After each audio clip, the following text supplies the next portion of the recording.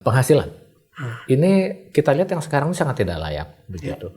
Rata-rata teman-teman tadi ya, rata-rata itu di bawah UMR, masih harus menanggung biaya operasional harian. Ini pun diraih dengan kerja keras luar biasa. Jam kerjanya itu rata-rata di atas 10 jam per hari. Bisa 15. Antara 10 sampai 15 yang kita survei. Aturan itu Mas kan gak oleh ngaret. Kok ono Pak aturan ngaret lho gak oleh. Udah ngaret Pol. Jadi bisa lebih dari 20%. Sehingga ketika dikatakan oleh teman-teman aplikator melanggar potongan yang lebih itu tadi dari 20%, pihak perusahaan aplikasi selalu mengatakan kami tidak melanggar. Berlindung dari pasal itu. Perusahaan-perusahaan aplikator ini memanfaatkan ketidakjelasan pasar digital lah ya, pasar sektor digital di Indonesia ini untuk mendapatkan keuntungan sebesar mungkin. Teman-teman mitra ojek daring ini sama sekali tidak mendapatkan hak-hak sebagaimana halnya pekerja di sektor formal. Ojek online itu dipaksa untuk mendapatkan tambahan penghasilan dengan sistem bonus. Gitu, ya. Kalau menolak order misalnya, itu langsung tuh jadi catatan besar itu. Bahkan bisa sampai disuspend gitu. Jadi tuntutan kita dalam jangka pendek itu adalah satu potongan. Kita ingin menghapuskan diktum-diktum tadi yang memang menjadi pasal karet. Undang-undang kalau tidak perpu koperasi. Kalau tidak koperasi. Koperasi merah putih untuk tujuannya ojek apa? online. Biar para driver ojol ini terlindungi. Tidak terjajah dan tergencet di negerinya sendiri.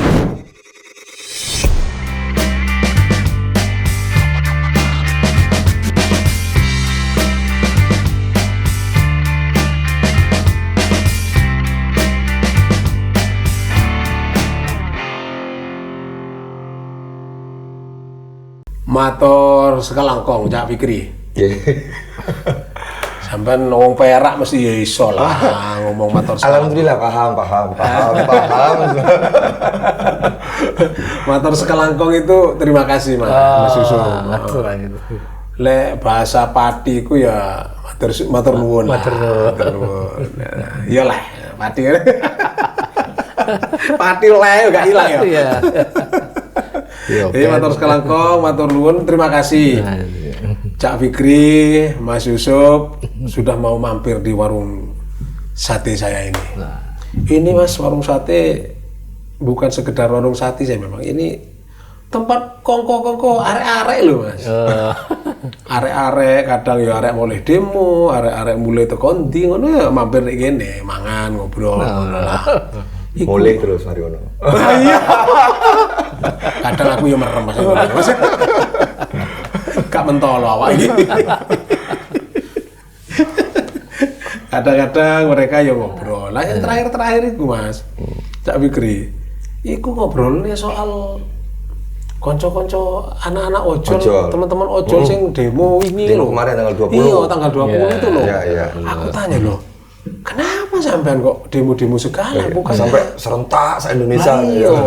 Ini ada masalah apa sesungguhnya gitu loh. Kok sampai demo-demo segala? Ojol selama ini kan adem nih Pak Yusuf ya. Adem, berangkat pagi, pulang sore, pulang kosong, baru baliknya sudah bawa duit. Ya mirip-mirip burung lah. Ya atau berangkat perut kosong, nanti pulangnya perut kenyang. Agak ojol gitu. Ini kok sampai ada demo tuh? Ya apa itu Cak Fikri ya? Awalnya? Iya. Awalnya apa? Jadi demo kemarin itu tuntutan kita adalah mengurangi potongan menjadi 10%. Asalnya karena potongannya sudah terlalu banyak. Bahkan sampai 40 sampai hingga 50%. Hampir mendekati angka 50%. Potongan yang diterima oleh aplikator. Setiap mereka dapat penumpang itu. Betul, setiap penumpang. Iya. Gitu. Jadi kalau misalnya aku ngojek, beli ayam, beli kacang, keperluan sate, nang pasar, ya kan? Numpak ojek. Ya kan? Aku bayar 10.000. Yang diterima tukang ojol bisa 6.000, 5.000. Wow. Gitu. Lah lek nutup bensinnya ya apa carane iku? Subsidi paling enggak. Ngarep-ngarep subsidi, mana berharap subsidi. Aku pengen, ini menarik ini. Saya pengen dengar ceritanya, sampai cerita dulu lah. Iya, potongan 40-50% itu apa aja itu komponennya? Nah, komponennya itu ya lah yang tidak dijelaskan. Saya biarkan sampean curhat sekarang. Oke, siap. Jadi kalau ditanya berapa potongannya, komponen-komponen itu yang menjadi masalah. Itu. Jadi layanan apa itu 20% itu bahkan lebih itu karena seharusnya kan 5% itu. Ya. Kalau dijelaskan itu 5% aja yang jadi disampaikan dari Bapak tadi. Untuk penunjang ini itu dan lain-lain diberikan asuransi. Pada faktanya juga teman-teman ojol itu membayar BPJS itu bayar sendiri loh. Bukan dari potongan itu? Oh bukan. Oke. Jadi kalau diberikan asuransi dan lain-lain itu harus itu teman-teman membayar sendiri. Bukan mendapatkan tapi membayar sendiri. Itu. Jadi toh kalau ada apa-apa itu misalkan kecelakaan ya belum tentu juga dapat asuransinya nanti. Itu sudah terjadi di mana-mana. Terutama apalagi kota-kota besar. Kota-kota besar seperti Jakarta, Surabaya, notabene kota-kota macet. Itu masih sering terjadi laka. Itu yang cover BPJS ya. Bukan ya kalau BPJS baik enggak. Ini kita BPJS bayar sendiri loh. Calo lah ibaratnya. Padahal aturannya itu memberikan atau apa gitu ya. Tapi enggak memberikan jaminan kesehatan kalau di peraturan Menteri 12. Kalau memberikan ini kan tanda kutip ya. Memberikan di yang seperti apa? Loh enggak, kalau BPJS itu kan memang di mana-mana kan. Nah, kita selama ini pakainya BPJS. Gitu loh. Karena sudah beberapa kali dari awal misalkan Gojek pakai pasar polis, enggak jalan ya. Enggak jalan, itu pun dipotong loh 10.000 awal-awal. Iya. Untuk asuransinya pasar polis misalkan. Iya. Asuransinya. Iya, tapi kalau misalkan jatuh ada kecelakaan HP retak gitu, ternyata ya nggak dapat juga. Gitu. Itu bayar. Nanti di pihaknya Gojek sebentar. Aku penasaran tuh gini, Cak. Mereka nuntut yang dari asalnya berapa tadi? 5% ya? Potongannya piro asalnya? Potongan asli dulu. Dulu pertama asalnya. Asal dari pertama kali munculnya peraturan untuk tarif itu 2019 20%. 20%. Iya, itu untuk seluruh. Artinya kalau tidak boleh lebih, orderan 10.000, 8.000 masuk. Pasti. Sekarang itu ada regulasinya kan? Ada aturannya gitu ya? Ada. Gitu ada. Jadi dulu itu KP 348 terbit pada tahun 2019 ya. Nah, semua itu aksi serentak bergelombang, termasuk di Jatim nih, wah, paling populer lah pokoknya. Bolo-bolo saja. Boleh Jatim, aku percaya mungkin orang Jawa Timur rek.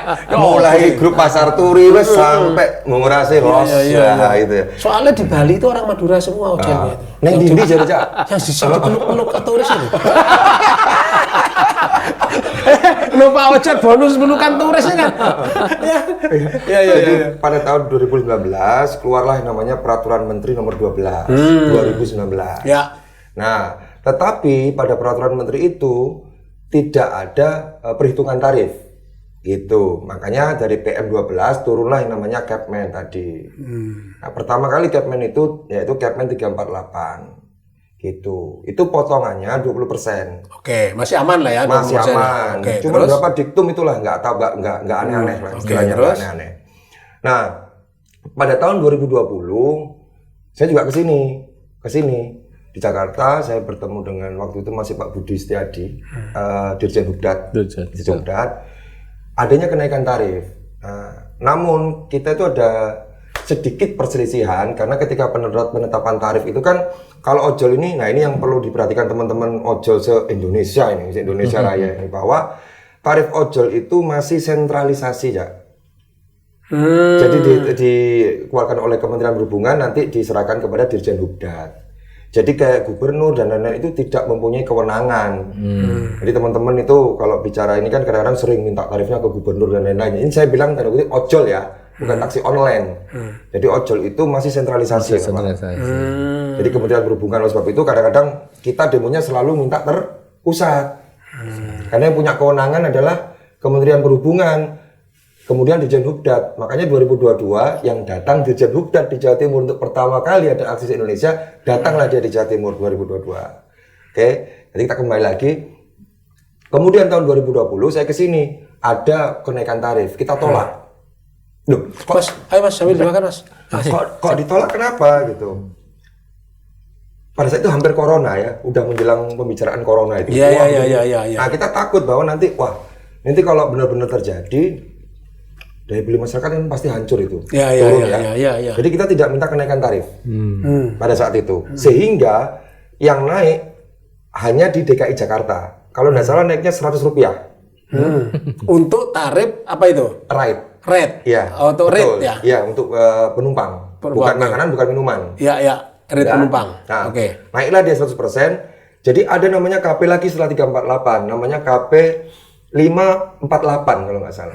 548. KP ini keputusan menteri ya? Betul, keputusan menteri. Pemerintah dong kalau KP. Ya, pemerintah pusat sini. Iya, Kementerian oke. Kepmen tadi yang di sini Ya, udah jadi Kepmen, oke.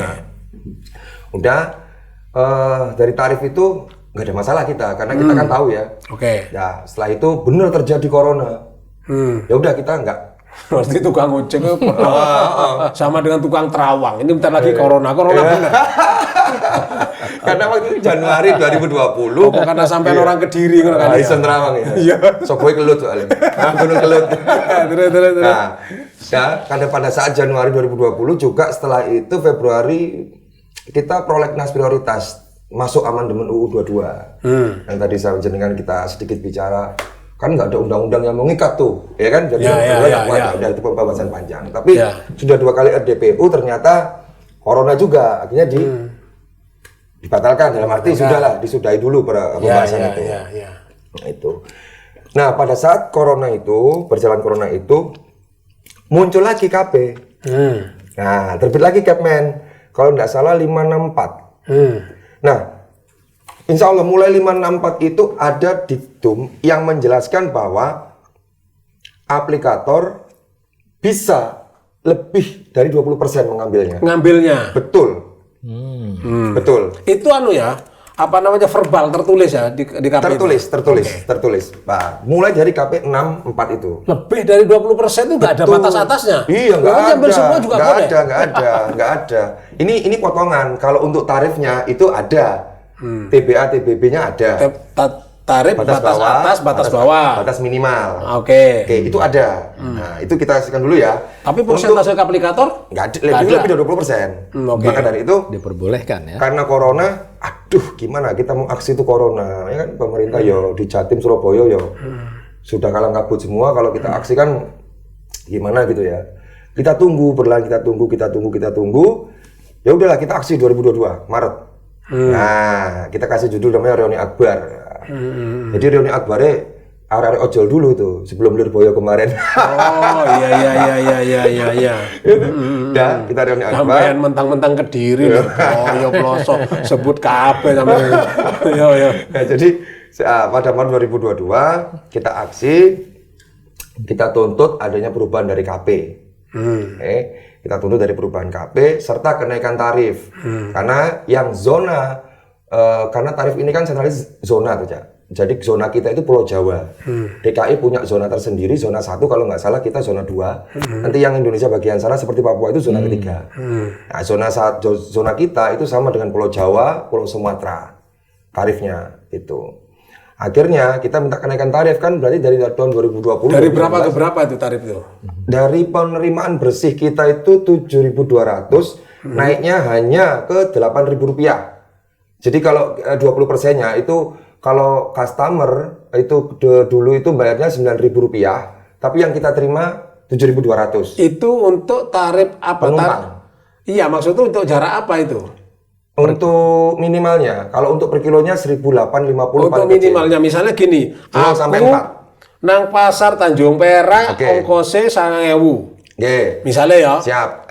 Jadi gini, kalau misalkan dari pasar kilometer kilometer nomor Perak, misalkan kan. Nah, itu jaraknya 0 ternyata 0 sampai 3,5 kilo misalnya. Berarti itu kan di bawah batas minimal. Itu bayar 9.000 tadi. 9.000. Yang kita terima 7.200. Karena Maret kemarin kita minta kenaikan tarif, jadinya sekarang kita terima Rp8.000. Itu dipenuhi. Dipenuhi gitu. Untuk per kilonya dapat kita naik Rp150. Kalau yang kemarin kita Rp1.850 per kilo. Kemudian jadi 2.000 per kilo untuk saat ini. Saat ini untuk wilayah zona saya ya. Karena nanti zona DKI berbeda lagi. Ya, nanti bisa dicek gampang itu. Kan sampai tukang terawang. Nah, terus. pada saat 2022 kita minta itu, minta itu. Kemudian Dirjen Hubdat datang, kita sudah diskusi Maret itu, kita diskusi sampai kita online di gedung, di ruangan di Intelkam Polda Jatim, difasilitasi. Oke. Dengan BPTD Jatim, dengan Dishub Jatim, dengan Dir Intelkam Jatim, dengan Dirjen Hubdat, dengan Direktur Angkutan Darat. Itu di gedung di Intelkam Polda Jawa Timur. Terus. Nah, kita minta kenaikan tarif ya. Kemudian antara Maret hingga 2 bulan berikutnya, jadi kurun waktu 2 bulan itu ada 2 KP yang ke Kepmen itu tadi yang dibatalkan. Gitu. Karena tuntutannya sampean? Ya, karena kita juga menuntut kan, kita kan tuntutan itu. Kenapa dibatalkan ya? Jadi sebelum diterbitkan harus masuk biro hukum tuh. Nah, itu sudah gagal 2. Nah, terbitlah KP 667 karena kita waktu itu kan minta 15% dari Jawa Timur. Minta potongan 15% gitu. Tidak 20. Tidak 20, 15%. Nah, sama menghilangkan yang saat ini yang menjadi duduk perkara hingga saat ini. Nanti kita bahas lagi ya. Sama duduk perkara itu. Nah, saya ngatur aku kok sampai ngatur. Saya ngatur bahas kapan nih aku sampean lho ya opo sih. tak gantenane mene. Sampean lho kene mangan tak kayak gratis lho ngatur lho. Ben enggak ngojol maneh ya. Ganti dia.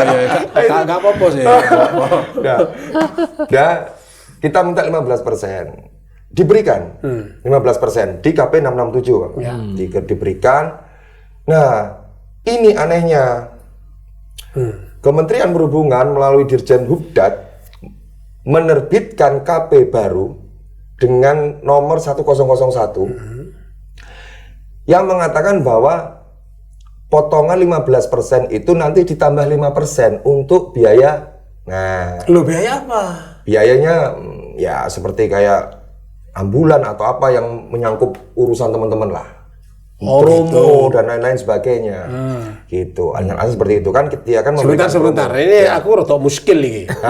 Lek promo ambulan itu apa memang selayaknya diatur jadi oleh dia kan memberikan fasilitas untuk rekan-rekan. Loh gitu. Ya apa itu diurus oleh Hubdat bukan diurus oleh aplikator? Ya aplikator. Makanya aplikator menambah saya juga nggak tahu ya ini Kementerian Perhubungan Darat, kementerian dengan aplikator bagaimana kok bisa seperti sampai ini? Sampai nuduh kong kali kong. Nuduh kong kali kong Mas Andi. Bisa jadi tapi ya. Bisa jadi. Oh bisa jadi ini. Karena yang 5% tadi itu nggak jelas. Iya bisa jadi. Untuk bisa apa? Bisa jadi. Itu kok sudah 15%?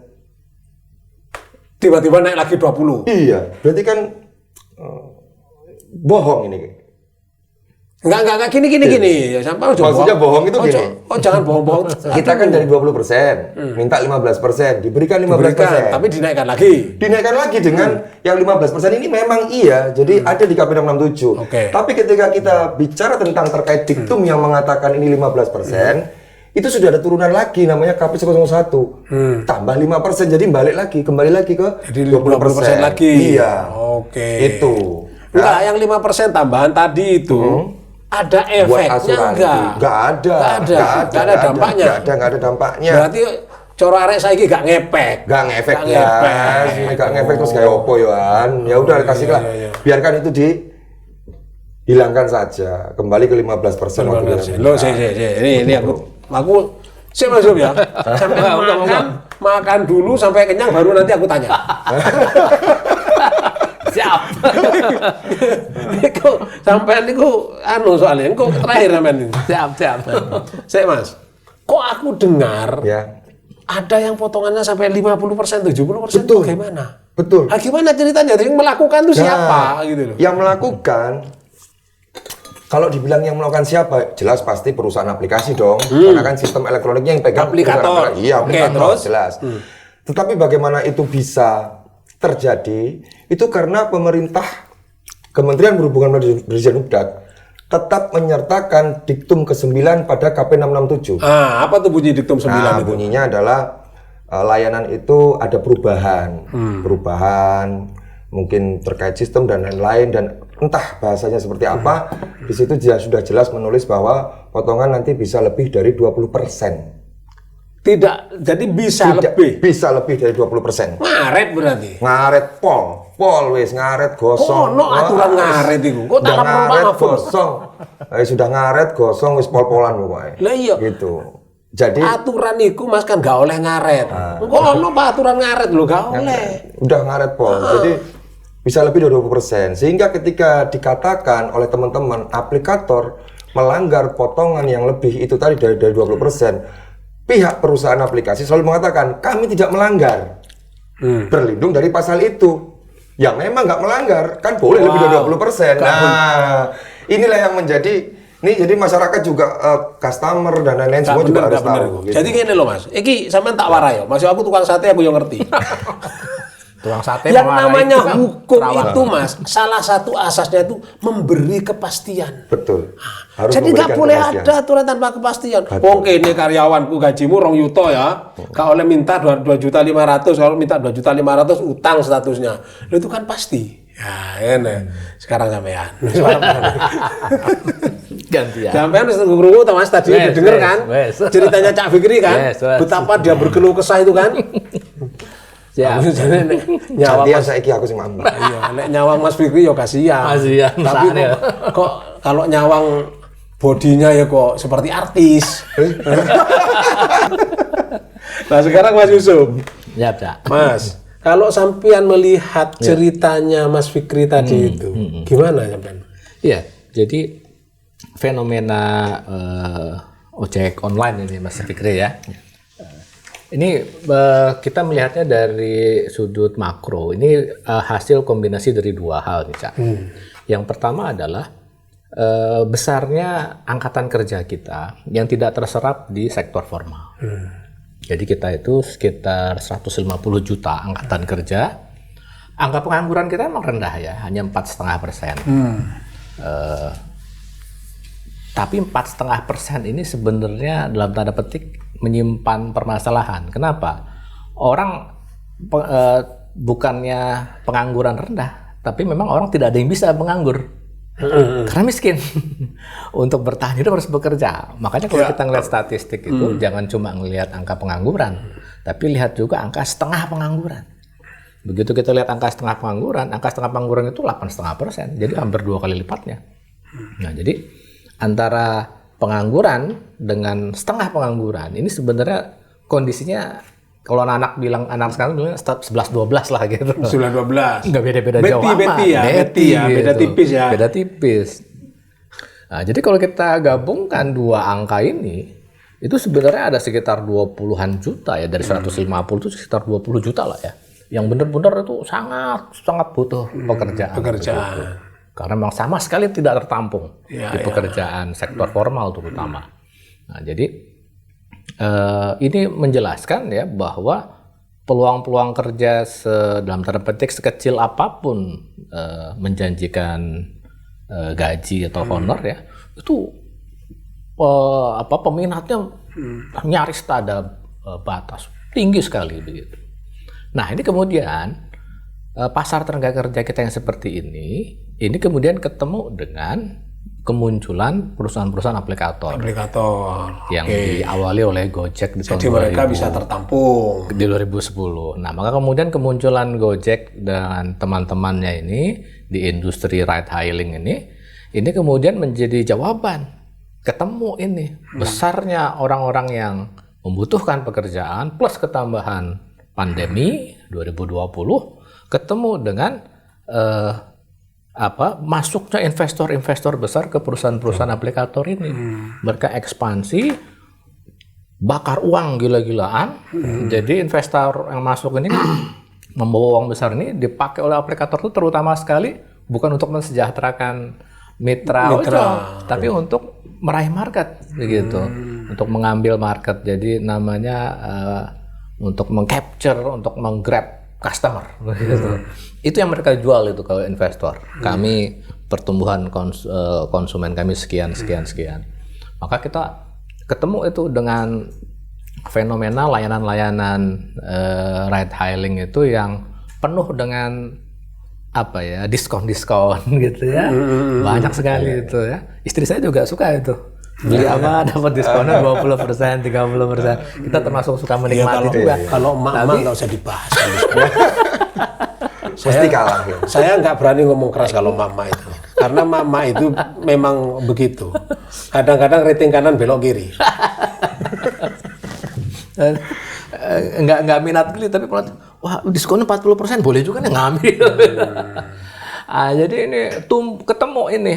Satu sisi ini perusahaan aplikator memang sedang sangat agresif untuk membesarkan diri, dan untuk itu kemudian mereka membutuhkan market yang besar, ketemu dengan kemudian tapi kalau dihadapkan dengan aturan yang nggak jelas seperti Mas Fikri katakan tadi, gimana itu? Nah, ini justru kita melihat perusahaan-perusahaan aplikator ini memanfaatkan ketidakjelasan pasar digital lah ya, pasar sektor digital di Indonesia ini untuk mendapatkan keuntungan sebesar mungkin, begitu. Jadi kita melihatnya begini, Cak Imam, mereka itu hubungan kerja antara perusahaan aplikator dengan mitra ini, dengan para ojek online ini, hubungannya adalah kemitraan, bukan pemberi kerja dengan pekerja, begitu. Ya. Akibatnya apa kemudian? Teman-teman mitra ojek daring ini sama sekali tidak mendapatkan hak-hak sebagaimana halnya pekerja di sektor formal. Jadi ini teman-teman ini setiap hari itu pakai jaket, pakai helm, yang semuanya itu miliknya si perusahaan aplikator, tetapi mereka bukan pekerjanya aplikator. Begitu. Mereka ini sektor informal sebenarnya. Mereka ini sektor pekerja informal. Kenapa? Dan semuanya beli sendiri. Betul sekali. Jadi teman-teman ojek online ini, pertama mereka mendapatkan upah yang tidak pasti karena tadi ya tarif itu ditekan rendah, kemudian berdasarkan order yang masuk mereka menyelesaikan berapa order, kemudian ada sistem bonus ya karena upah itu ditekan sangat rendah sekali. Yang namanya tarif dasar per kilometer tadi itu ditekan sangat rendah. Kemudian ojek online itu dipaksa untuk mendapatkan tambahan penghasilan dengan sistem bonus, gitu, Cak Fikri ya. Jadi kebanyakan tambahan pendapatan berasal dari bonus. Bonus dari mana?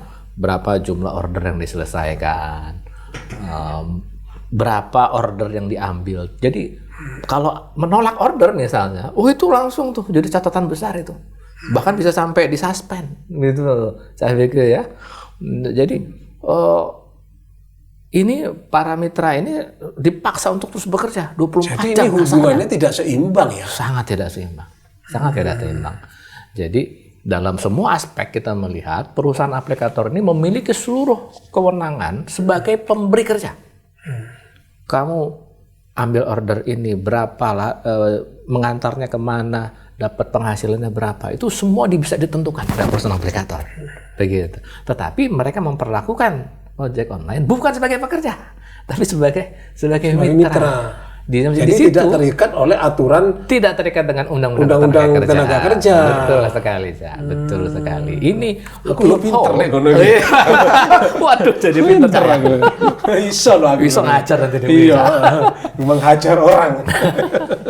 Jadi loophole ini, lubang regulasi ini yang justru malah dimanfaatkan. Bukannya dihindari atau malah justru dimanfaatin. Nah, kalau menurut saya kan berarti apa sih mestinya yang dilakukan oleh pemerintah untuk melindungi? Ini kan apapun nih warga negara. Iya, betul. Berhak mendapatkan perlindungan. Perlindungan keamanan, perlindungan kehidupan dan lain sebagainya. Karena itu kalau nggak salah diatur dalam Undang-Undang Dasar kan ya. Betul. Pinter aku malam ini pinter asli pakai shot. Pakai shot asli. Nah, kalau begitu mestinya kan pemerintah memperhatikan ini. Nah, kalau amatannya Mas Yusuf, apa sih yang menyebabkan pemerintah kok dalam tanda kutip bacaan saya itu abai gitu loh? Saya melihatnya ada dua penyebab lah kira-kira gitu ya. Ini penyebab yang tanda petik yang eksplisit begitu ya, yang kita melihat secara jelas. Itu adalah pemerintah terbantu oleh perusahaan-perusahaan aplikator ini. Yaitu apa? Mereka menyediakan lapangan pekerjaan yang tidak membutuhkan prasyarat apapun, kasarnya begitu ya. Siapapun bisa jadi ojol, bisa jadi ojek online. Pemerintah nggak perlu pusing mikirin membuka lapangan pekerjaan ya, walaupun kemarin semua capres itu menjanjikan lapangan pekerjaan. Iya. Lapangannya ada, pekerjaannya nggak ada. Ada yang kandidat juga dia dicariin bapaknya gitu kan. Mau menjanjikan lapangan kerja puluhan juta segala macam. Kan jadi terbantu memang ini. Karena skala yang dilakukan oleh perusahaan aplikator ini jutaan lapangan kerja. Beberapa versi itu menyebutkan teman-teman ojek daring ini udah sampai 4 jutaan ya. Bahkan ada yang sampai bilang ada yang 8. Tapi ini kan namanya 7, 8 penyediaan lapangan pekerjaan yang tidak mengentaskan kemiskinan dong. Kalau melihat ceritanya Cak Fikri itu. Betul sekali. Jadi kalau dari yang riset kita, survei kita lakukan, itu teman-teman ojek daring ini, kita waktu itu risetnya di surveinya di Jabodetabek, Cak, yang kita lakukan itu di bawah UMR. Di bawah UMR, padahal mereka masih harus mengeluarkan biaya harian, biaya operasional. Biaya operasional kan nggak ditanggung oleh perusahaan. Biaya operasional itu kita rata-rata sekarang gini, Pak Yusuf. 25%. Aku penasaran, sampean kan menarik ini penjelasannya. Ya. Kalau misalnya, ya nanti Mas Fikri bisa ikut jawab. Kalau misalnya kita kategorikan saja driver ojol ini sebagai pekerja, kira-kira plus minusnya di mana? Yang pertama dari sisi minusnya dulu nih ya, kita bicara minusnya. Ini ancaman dari perusahaan aplikator, kita akan banyak berhentikan para mitra ojek. Muncul pengangguran baru berarti? Muncul pengangguran. Ini mereka menyajikan angka yang serem begitu ya. Ini yang bisa kita rekrut paling cuma 10% begitu kira-kira. Kalau ini itu minusnya yang banyak beredar begitu ya. Tapi kalau dari sisi positifnya, sebenarnya yang kita lihat adalah tadi terlindungnya teman-teman mitra ojek online ini dari eksploitasi begitu. Setidaknya ada beberapa hal ya yang bisa terlindungi. Pertama adalah dari sisi upah ya, penghasilan. Ini kita lihat yang sekarang sangat tidak layak begitu. Rata-rata teman-teman tadi ya, rata-rata itu di bawah UMR. Masih harus menanggung biaya operasional harian. Ini pun diraih dengan kerja keras luar biasa. Keras-kerasnya berarti ya? Jam kerjanya itu rata-rata di atas 10 jam per hari. Bisa 15. Antara 10 sampai 15 yang kita survei. Betul. Di survei kita itu antara 10 sampai 15 jam per hari. Per hari. Full, nyaris tidak ada libur. Untuk mendapatkan upah di bawah UMR. Mepet sekali dengan UMR. Masih harus menanggung biaya operasional. Kerja keras luar biasa tiap hari. Kerja tiap hari puluhan jam begitu, dan kemudian ini tentu tidak memadai untuk hidup secara layak. Yang kedua positifnya adalah dari penyediaan lingkungan kerja yang aman. Ini sekarang nggak ada. Karena ada aturan yang melindungi. Ada aturan. Kalau di Undang-Undang Kerjaan itu kan buruh dilindungi keselamatan kerjanya. Sekarang ini enggak. Pertama Tadi jam kerja tuh gila-gilaan. Padahal tempat kerjanya di jalan raya. Apalagi tadi sebagian besar ojol itu adanya di daerah aglomerasi, daerah perkotaan yang sangat ramai, macet sehari-hari. Jadi kecelakaan itu nggak terhindarkan begitu. Nah, mereka nggak dapat perlindungan kerja lagi. Nah, yang ketiga jadinya nggak ada perlindungan. Lingkungan kerjanya buruk, nggak ada perlindungan. Nggak dilindungi BPJS Kesehatan, tidak dilindungi BPJS Ketenagakerjaan, begitu. Nggak ada semua ini perlindungan, begitu. Upahnya rendah, lingkungan kerja buruk, tidak ada perlindungan kerja, begitu. Nah ini kalau mereka sebagai pekerja ini semua langsung terpenuhi. Gitu, jadi secara sisi kemanusiaan ini luar biasa. Luar biasa kalau dia kita klasifikasikan sebagai pekerja. Tinggal hitung-hitungannya tadi tuh minusnya tadi. Ini cuma omong kosongnya gertakannya aplikator. Nanti cuma 10% yang kita rekrut gitu ya. Atau sebenarnya mereka mampu. Cuma nggak mau ngaku aja. Itu yang harus dibuktikan. Gitu. Lalu sampai ada apa? Misalnya Cak, direkrut sebagai pekerja. Gimana? Untuk Sampai kan pelaku soalnya. untuk persoalan direkrut sebagai pekerja, sebenarnya teman-teman kita juga ada yang mengusulkan seperti itu. Nah, namun dari pihak kami, saya dari Garda itu kita belum melihat ke arah sana. Karena tadi benar yang disampaikan Bapak itu, nanti ada beberapa yang minus. Iya, itu sudah jelas terlihat, itu banyak. Karena teman-teman kita itu juga atur fleksibel jam itu juga termasuk. Gitu. Namun teman-teman sebagian juga banyak yang sudah berbicara mengenai hal itu kembali ke sebagai pekerja. Kita lebih melihatnya gini sih, Pak. Kalau saya pribadi, yang kita lihatnya dari Garda, hal ini sudah kadaluarsa sebenarnya. Apa yang kadaluarsa itu? Barang ini udah kadaluarsa. Seandainya pemerintah ini diatur ketika Gojek memulainya 2015, mungkin ini bisa kita bisa. Yang namanya pemerintah itu kan biasa. Selalu terlambat. Kalau udah begini, ya kan? itu nunggu kejadian. Jadi Kalau udah kejadian baru aturannya. kalau ditanya setuju atau tidak, maka untuk saat ini kami melihatnya seperti itu. Jadi sudah seperti kadaluarsa. Jadi banyak sekali persoalan-persoalan itu. Jadi kita lebih mengajukan kepada misalkan perlindungan seperti yang tadi saya sampaikan, bahwa status kemitraan itu kan sebenarnya kita dengan Kemenaker harusnya kita berbicaranya di situ ya, karena Kemenaker bagaimana itu. Tapi pada faktanya yang memutuskan itu juga Kementerian Perhubungan. Ini kan juga aneh gitu loh. Namanya diskresi kan. Jadi kalau dari Garda itu kita diskresi yang seperti peraturan menteri ya kita menerima, karena memang belum ada aturan yang lebih tinggi lagi yang untuk mengatur itu. Dan kita juga menyadari bahwa diskresi itu tidak akan mungkin bisa semenggigit undang-undang, itu nggak akan bisa, dan kita paham itu. Namun begitu kita juga ingin teman-teman ini harusnya dilindungi. Salah satu contohnya adalah kuota driver. Nah, kuota driver ini supply demand ini kuota driver ini kan sudah ini yang membuat ini Over banget. overload, sudah sangat overload. Itu udah sangat overload. Itu sebab nggak pernah diatur. Nggak seandainya. Oh berarti begini, bukan seandainya nih. Berarti sesungguhnya kalau aku simpulin ya. Sesungguhnya itu dengan model seperti sekarang itu sudah ideal. Ya. Tidak harus berpindah menjadi pekerja. Iya. Karena dengan potongan 15%, yang kemudian ada pasal siluman. Aku bahasakan sampai pasal kong kali kong itu kan. Ada kong kali kong tadi ada kemudian naikkan menjadi 20%. Itu kan sesungguhnya sudah ideal bagi driver ya. Pendapatannya, status kemitraannya atau pendapatannya nih? Untuk pendapatannya, pendapatannya kan kaitannya dengan kemitraan.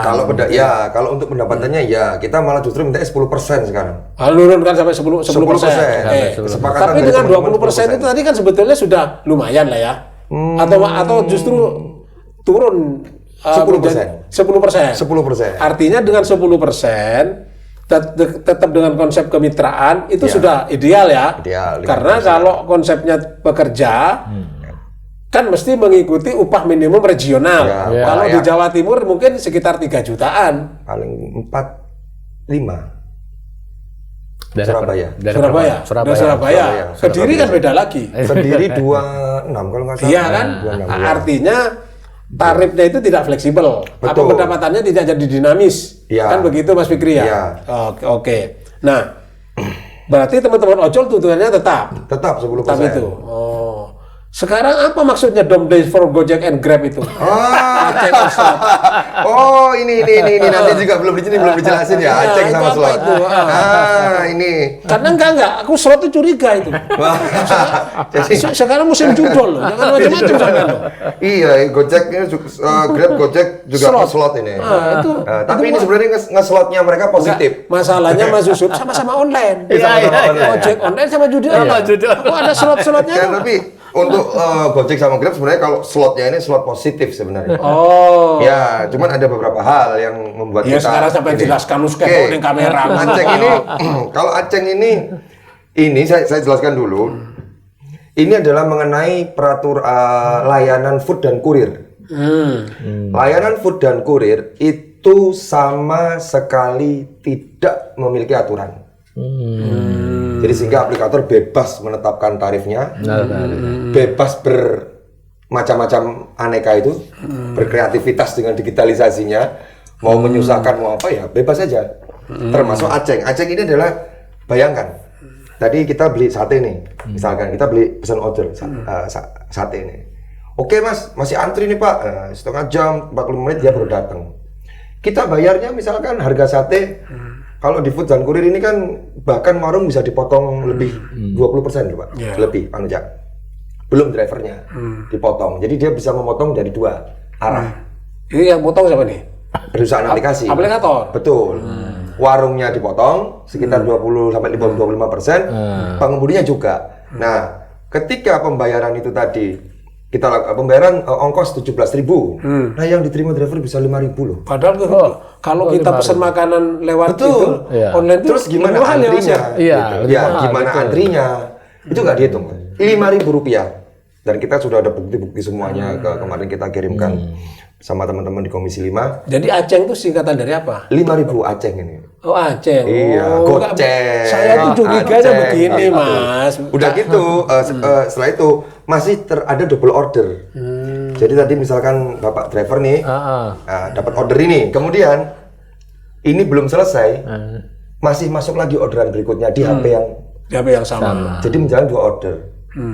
Kalau tadinya tarifnya 10.000, 2, jadi 12.000. Seharusnya kalau drivernya kan nerima 20.000 tuh, kalau 2 order. Nah ini satu driver menerima 2 order dengan tarif 12.000, 13.000. Seharusnya dia bisa menerima 20 sampai 20 sekian, tapi bisa menerima Nah ini kita baru tahu kalau begitu Cak Fikri. Namun begitu layanan Food dan Kurir itu belum ada, dan itu memang tuntutan kedua kita. Padahal yang namanya Junaidi di rumah sini itu kalau pesan di online itu nggak mau, mahal Cak. Gitu. Ternyata mahal dimakan aplikator. Iya. Drivernya dipotong besar, perusahaan warungnya dipotong besar Cak. Jadi gimana UMKM ya? UMKM akhirnya mau nggak mau. Jadi ini Mas Yusuf, aku baru paham artinya Aceng. Aku kira Aceng itu kependekan nama dia, karena ada orang namanya Aceng Fikri. Bukan ya berarti ya? Aceng Fikri, ini kan Fikri itu Aceng. Iya, pasti kayak Aceng. Itu dia. Aceng Fikri dan Jadi ada 2 tuntutan kita. Iya, oke. Nah sekarang Mas Yusuf. Ya. Kalau soal yang tidak seimbang tadi itu ya, itu sebelumnya kalau yang sampean tahu terkomunikasikan atau enggak sih dengan antara aplikator dengan mitra itu? Atau ini ditentukan sepihak sesungguhnya? Sangat sepihak. Sangat sepihak. Jadi kita dari survei kita itu tidak ada satupun mitra ojek daring yang pernah dilibatkan, bahkan sekedar berkomunikasi pun tidak pernah. Tidak bisa. Semua masukan, semua apa itu hanya lewat aplikasi. Nggak pernah ketemu dengan manajemen itu nggak pernah. Jadi semua hanya lewat HP. Padahal pemiliknya Nadiem loh Gojek itu. Nah, pemiliknya jadi menteri. Sukses kan? Sukses jadi menteri. Sampai harus bilang sukses.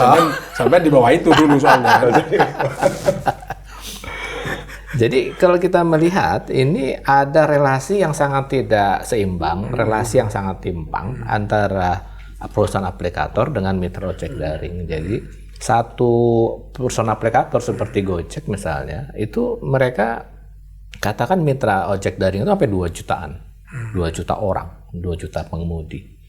2 juta ini itu sama sekali tidak bisa memberikan pendapat, masukan sedikit pun pendapat sedikit terkait dengan apa yang menentukan nasib mereka. Berapa tarif layanan, berapa nilai bonus yang mereka terima, berapa jam kerja, keselama lingkungan kerja yang kondusif, perlindungan kerja itu hampir nggak ada. Jadi semua masukan itu ya cuma nulis aja, tapi nggak pernah ditanggapin. Kondisi ini berarti mirip dengan pekerja migran ilegal yang di luar negeri ya? Bisa jadi. Bisa jadi ya? Karena sangat minim perlindungan. Mereka nggak bisa ngapa-ngapain juga kan? Nyaris tanpa perlindungan. Betul. Nyaris tanpa perlindungan kan? Dan tarifnya juga, gajinya ditentukan secara sepihak kan? Betul. Sangat sepihak. Dan tadi dalam praktek potongan-potongan itu seringkali dalam tanda petik gelap gitu. Tahu-tahu loh, kok saya cuma dapatnya segini doang. Jadi aneh Mas Yusuf ya. Di negeri sendiri yang merdeka, berdaulat, bersatu, adil dan makmur. Adil. Iya kan? Ada pola relasi mitra kerja yang modelnya seperti itu. Sangat eksploitatif. Aneh banget gitu. Padahal ini dampaknya terhadap masyarakat sangat baik karena sangat membantu. Kita tengah malam lapar, tinggal ambil handphone, pesan, datang. Nggak perlu kita lari-lari ke warung seperti dulu sebelum ada aplikasi gitu. Tetapi ternyata pekerjanya, mitranya ini tidak mendapatkan perlakuan yang layak. Nah ini mestinya kan pemerintah bagaimana itu kalau begitu Mas Yusuf? Jadi kita masyarakat kan dalam tanda petik terbuai ya dengan ini kan revolusi, memang kehadiran mereka ini revolusi industri ride hailing ini. Kita masyarakat urban terutama itu mengalami revolusi gaya hidup yang luar biasa. Banyak publik tidak menyadari di balik itu sebenarnya ada saat terbentuk satu hubungan kerja yang eksploitatif tadi yang Imam tadi sampaikan itu.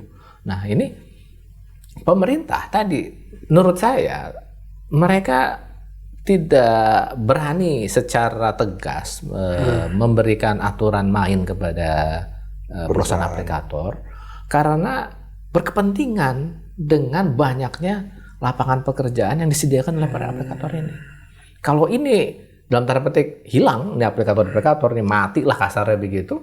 Ini kan berarti tiba-tiba akan ada jutaan orang yang menganggur. Mencoba mengkomparasi dengan negara lain. Kan di Malaysia juga ada. Nah, itu potongan komparasi ada transportasi online juga. Industri ride hailing ini kan sebenarnya bukan cuma di kita. Betul. Di banyak negara lain juga sudah. GR Malaysia juga ada. Negara lain juga banyak gitu. Cuma bedanya memang di negara-negara lain itu relatif mereka memberikan aturan main yang tegas sejak awal. Begitu. Mereka memberikan perlindungan kepada para pekerja gig ini, ya, gig workers ini yang di sektor industri ride hailing ini mereka dilindungi begitu. Sebagian ada yang menjadikannya full sebagai pekerja tetap, ada yang dalam tanda petik semi pekerja begitu, mitra tapi wajib ada perlindungan kesehatan, ada jaminan kesehatan, ada jaminan keselamatan kerja, jaminan pensiun macam-macam lah gitu ya, kayak dulu kita tuh kayak BPJS kesehatan dan BPJS ketenagakerjaan lah kira-kira. Nah di kita itu sama sekali kosong, nggak ada sama sekali. Nggak ada regulasi. Kalau di luar negeri yang potongannya berapa? Ya, dengan adanya regulasi tadi, mitra pekerja itu mendapatkan fair pay, jadi bayaran yang mereka terima itu fair. Jadi potongan tuh ya bisa dipastikan tidak eksploitatif seperti tadi sampai 40 sampai 70% ya. Betul. Itu kan dahsyat begitu. Di Malaysia itu 6%. Ya. Di mana? 6%. Di Malaysia. Ya kemarin kebetulan dijelaskan oleh rekan saya dari Garda waktu di RDPU itu di Malaysia 6%. 6%. Masih lebih tinggi dari kita. Masih lebih rendah. Jauh lebih rendah dari kita. Lebih rendah. Tapi padahal sampai 15%. Tapi bisa gini gitu loh. Kalau di sini tuh semakin tinggi tapi mesti ngomongnya bangkrut. Itu saya heran. Gitu. Iya. Kan jangan-jangan kemarin yang demo kabur aja dulu sampean itu. Kabur ke Malaysia ya. Kabur karena di sana potongannya kecil. Oh, jual di Malaysia aja gitu ya. Di sini harga semakin mahal, tapi beritanya mesti bangkrut, Cak. Gitu. Sama nyindir Pertamina itu. Loh, bukannya kita ojol transportasi online kita itu adalah salah satu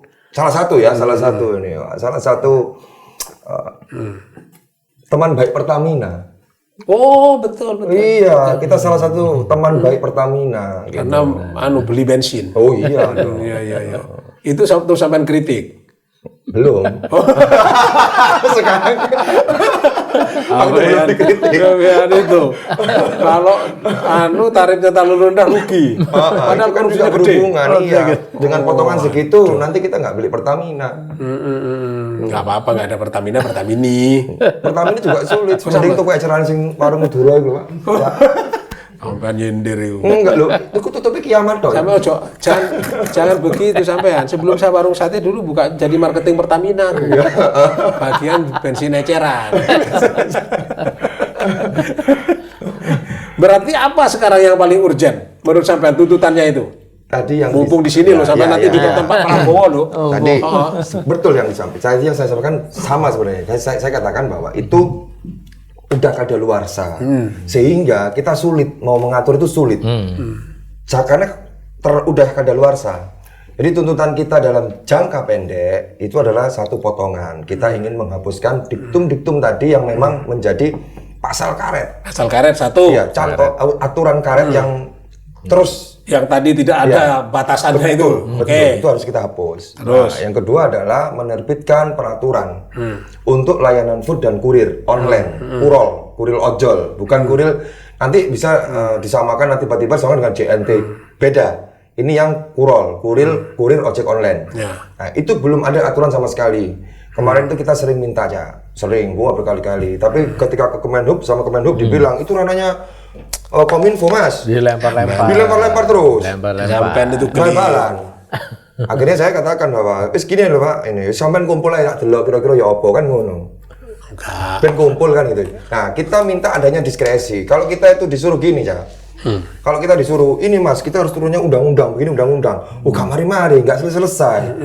Nah, kita minta adanya diskresi peraturan itu minimal.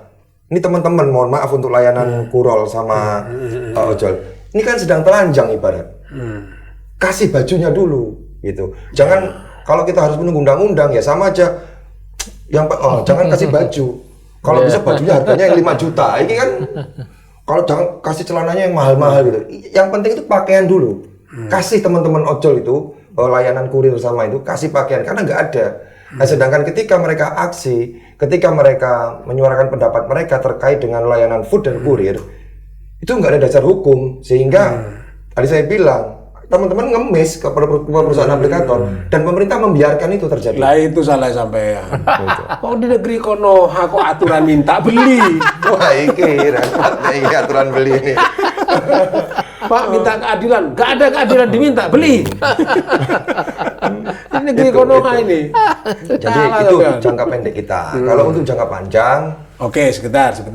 Nek misalnya tuntutannya sampean itu yang 15% bahkan minta 10% itu tidak dipenuhi. 10% kita mintanya. 10% mintanya itu. Dia sudah 3 tahun mengambil yang lebih itu. Kalau misalnya ini tidak dipenuhi tuntutan 10% itu, apakah dengan 20% sekarang ini sudah cukup membantu nggak?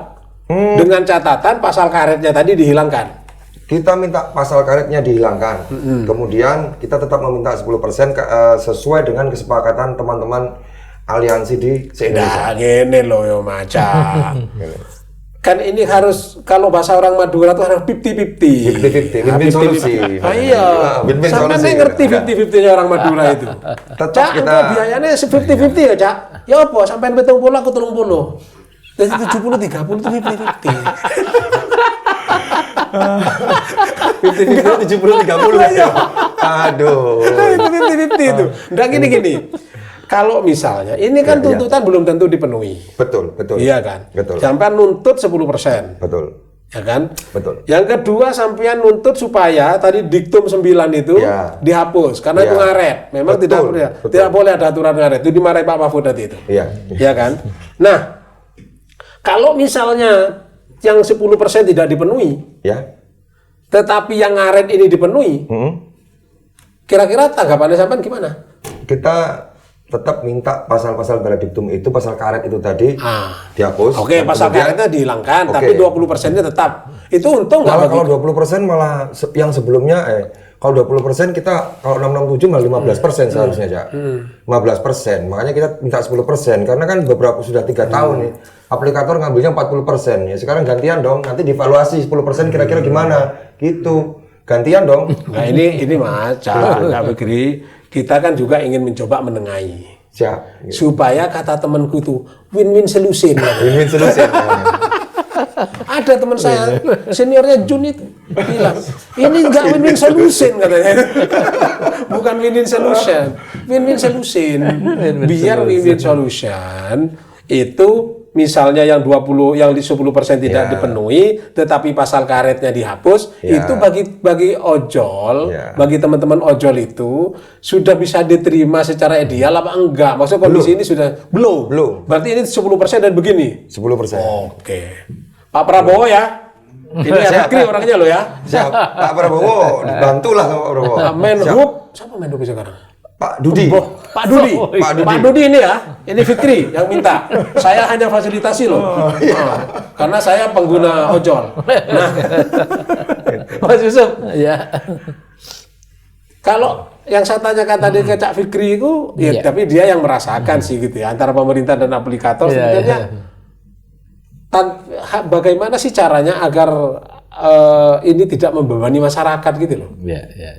Kan ternyata kita terbebani, kan kita selama ini mengira yang membebani ojol, ternyata Sering aplikator. Betul. Sering kali kita aksi loh, Itu Cak. secara ideal, sampai sebagai pengamat, mesti ono ilmunya itu. Itu gimana? Kalau kita melihat ini memang sudah sangat mendesak ya agar pemerintah segera mengatur industri transportasi online ini. Kenapa? Karena sejak 2010 ini perkembangannya sangat cepat gitu. Namun kan memang kita melihat juga revolusi yang ditimbulkan oleh perusahaan transportasi online ini. Kalau sekarang kita melihat, saya melihat secara makro begitu. Ini satu sisi memang ada penciptaan nilai tambah ekonomi yang besar, tapi di sisi lain ini ada welfare loss sebenarnya yang kita khawatirkan ke depan semakin kuat. Pertama, mereka menciptakan welfare loss itu satu di mitra ojek daringnya, begitu. Mitra ojek online ini mereka tadi ya kita sudah bahas panjang lebar, tingkat kesulitan rendah. Yang kedua sebenarnya, yang tadi juga sebenarnya sudah disebut oleh Cak Fikri, ini welfare loss-nya ini adalah ke merchant-merchant. Merchant-merchant itu juga ditekan oleh aplikator, mendapatkan potongan yang besar, begitu. Sedangkan dengan ekosistem online yang sekarang sudah dibangun oleh perusahaan aplikator, merchant-merchant ini dalam tanda petik punya ketergantungan. Kalau nggak ada di GoFood, Di nggak aplikasi ada yang itu? pesen. Kalau nggak masuk GoFood, nggak masuk GrabFood, nggak masuk ini, orang nggak beli. Padahal begitu. merchant itu kan mestinya juga sudah kena potongan ya dari sana. Sudah ya? kena potongan. Artinya dia bayar kan masuk di situ. Bayar. Ini yang kemudian banyak demand. Jadi dua sisi nih. Jadi nggak cuma yang dieksploitasi nggak cuma mitra ojek online, tapi juga merchant-merchant. Ini juga dieksploitasi. UMKM paling kecil itu. Padahal ini kebanyakan UMKM juga. Iya. Nggak semuanya mitra pengusaha besar, ya, tapi juga banyak UMKM. Nah, tekanan eksploitasi ini, saya melihatnya ada kemungkinan, bukan ada kemungkinan ya, sekarang sudah terjadi. Semakin lama semakin meningkat. Kenapa? Satu, mereka perusahaan aplikator ini mendapatkan suntikan modal yang sangat besar dari para pemilik modal. Terutama dari venture capital itu nggak gratis uang masuk itu. Jadi mereka saat ini unicorn, bahkan dekakorn segala macam itu ya, mereka banggakan itu. Presiden juga suka membanggakan itu. Itu sebenarnya ada konsekuensi. Dituntut return, profit dong loh. Saya udah invest kok ini, nggak gratis itu. Yang kedua, bahkan mereka sudah masuk ke capital market. Mereka sudah IPO, sudah public offering ke market, initial public offering. Nah, ketika masuk pasar modal, mereka masuk ke bursa saham, tuntutan untuk profit itu semakin besar lagi. Makin besar lagi. Iya. Dari mana profit itu? Ya dari situ. Nah, dengan semakin menekan, jadi potensi eksploitasi ini semakin tinggi, begitu. Yang ke depan, nah ini yang lebih mengerikan lagi ya, mudah-mudahan sih nggak kejadian. Ada potensi perusahaan-perusahaan ride hailing ini mau merger. Nah, betul. Gojek sama Grab ini mau merger. Betul. Belum lagi nanti kalau si Maxim Jadi mereka semakin kuat ya? Semakin kuat. Lebih dari 85% nanti. Hampir 90%. Belum kejadian sih, tapi mudah-mudahan tidak kejadian beneran ya, karena rencana udah ada, rencana bisnis sudah ada. Jadi kalau menurut saya itu sudah krusial, secepatnya ada regulasi. Nah, jadi kalau tadi Cak Fikri bilang ini butuh baju segala macam, menurut saya sih itu temporer ya. Sebaiknya segera ada undang-undang. Yang pokoknya undang-undang itu. Iya, jadi harus ada undang-undang transportasi online. Nah, saya melihat bahkan ya kita tahu lah ya tadi Caiman bilang ini kan negeri Konoha gitu ya. Berapa lama gitu. Kalau ada niat baik dari pemerintah ya, saya melihat terbitkan aja Perpu deh. Itu Cepat itu. udah kita minta beberapa tahun yang lalu. Cepat itu. Kalau nggak mau undang-undang lama segala macam, ribet ke partai segala macam. Perpu deh. Pak Prabowo lihat ya Pak ya. Nggak ada alasan Iya, gitu. iya. Harusnya Pak nggak ada. Prabowo lihat. Pak Prabowo jadi selalu nonton. saya yakin loh, bukan takut sendiri, saya yakin aja. Jadi maksud saya ini nggak ada alasan begitu. Harusnya bisa gitu sepanjang ada niat baik dari pemerintah. Nah, aku ingat ini loh, Mas Yusuf. Iya. Jangan-jangan pasal karet tadi itu inspirasinya dari tukang becak di Surabaya.